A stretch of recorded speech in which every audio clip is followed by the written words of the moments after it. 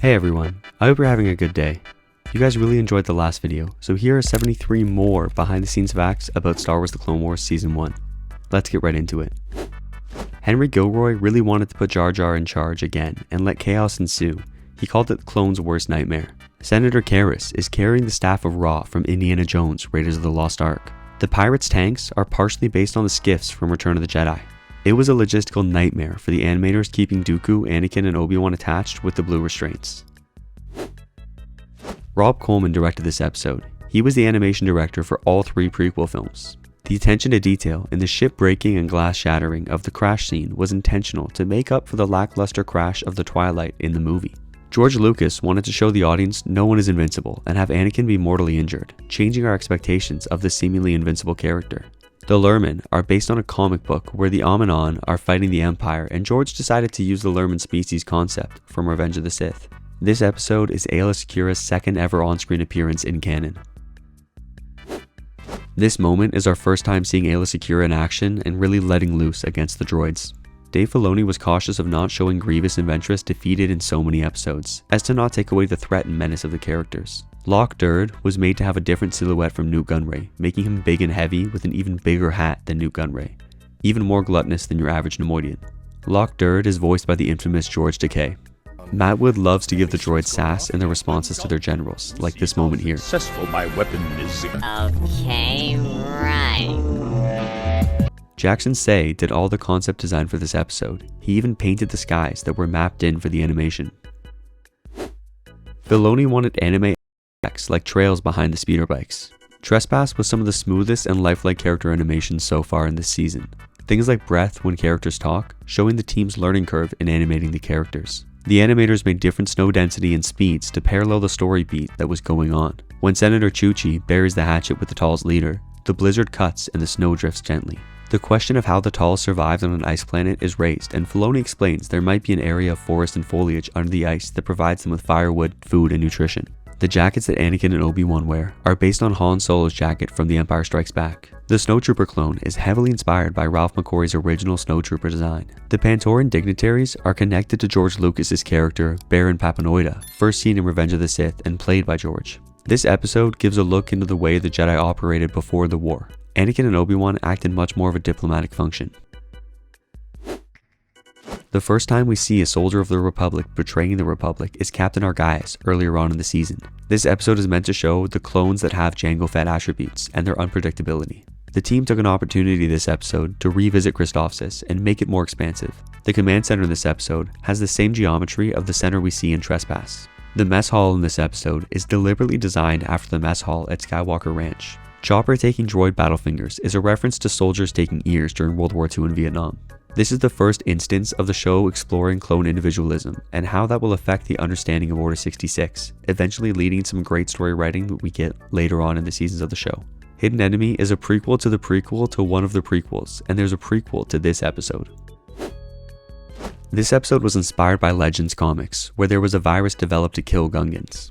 Dr. Nuvo Vindy was based on character sketches for episode 2. His homeworld and species is unknown. Dr. Vindy's outfit was inspired by classic 50s sci-fi films with the bubble helmet. Peppy Bow is pink based on female Gungans we see in the background of episode 1. This is Captain Typho's first animated appearance because his curly hair proved difficult for the animators. The hangar that Obi-Wan and Anakin landed is the same hangar where Duel of the Fates takes place, where Maul fights Obi-Wan and Qui-Gon Jinn.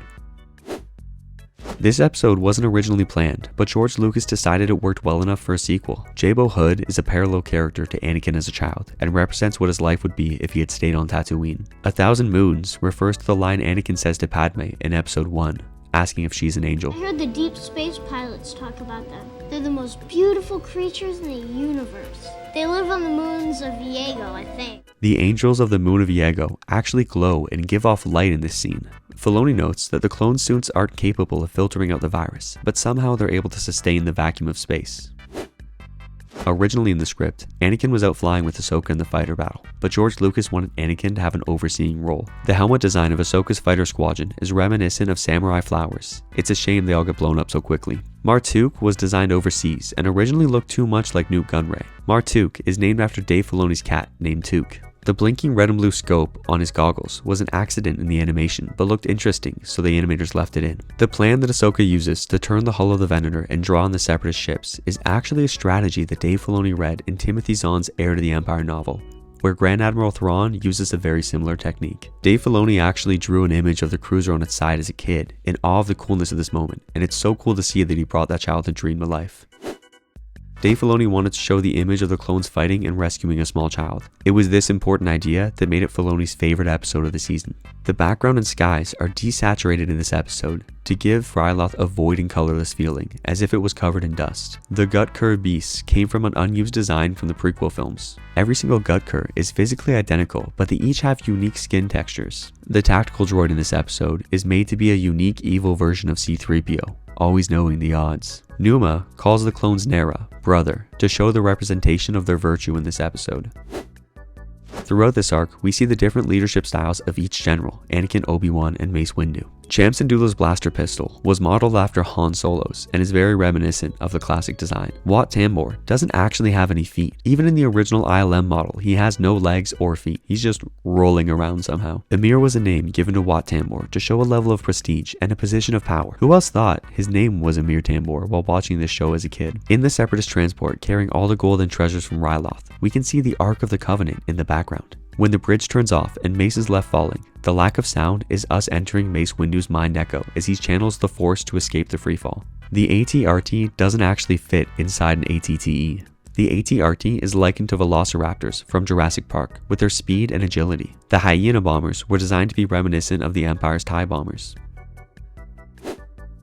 Cad Bane was shown to be instantly effective at a level you'd expect Boba Fett to work at during his prime. Cad Bane was based on Lee Van Cleef from The Good, the Bad, and the Ugly, except as a Duro, the blue-skin species we see in the back of Mos Eisley Cantina in Episode 4. Cad Bane's breathing tubes are meant to prevent him from being force choked. The sound of Aura Singh's rifle zoom is a cylinder of a 357 Magnum turning.